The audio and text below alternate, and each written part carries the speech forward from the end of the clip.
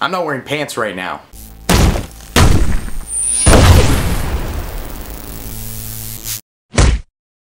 So this is a video that I've wanted to make for a while because growing up in the 90s, I feel like there's a lot of hype about that right now. And a lot of people are like, oh, well, I didn't grow up in the 90s. Am I not cool like you guys? It's like, no, you guys are really cool if you're born in the late 90s, early 2000s, late 2000s, yesterday, if you're somehow watching this.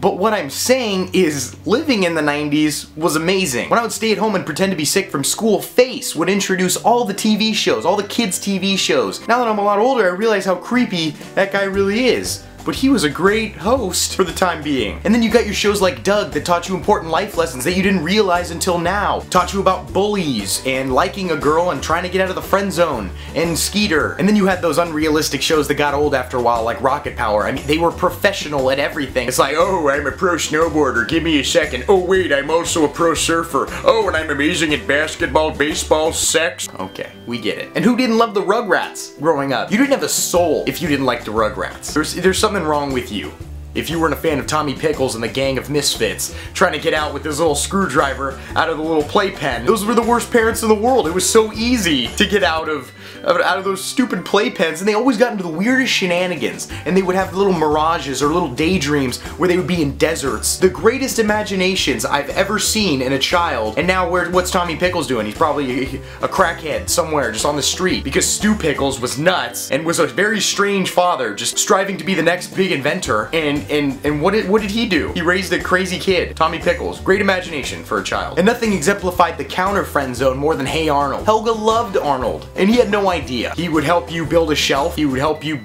move into a new apartment. He would do anything. And Helga was the jerk. She was the mean one. And she loved Arnold. She made secret little shrines of him, took his bubblegum strands of hair, would cut it off. She was psycho. Arnold could have had Helga. I wouldn't have wanted Helga because she had a mean unibrow. I only say mean unibrow, not because it was a ferocious, it was just a very vibrant, angry looking unibrow. And her dad, Big Bob, it just shows how outdated that show is because her dad sold beepers. Big Bob's Beepers. He was the king of selling beepers. That was Big Bob. Big Bob's Beepers. And then that creepy ass show, Are You Afraid of the Dark? It's like, yes, I'm 8 years old, of course I'm afraid of the dark, and you're gonna show me shit that's gonna make me more afraid of the dark? But you know what was weird about Blue's Clues? Blue was a great little cartoon dog, don't get me wrong. He's probably like 900 in dog years now. But Steve could draw anything he wanted. This guy was an amateur, a very amateur, but a professional amateur artist. Let's say the clue was a dragon.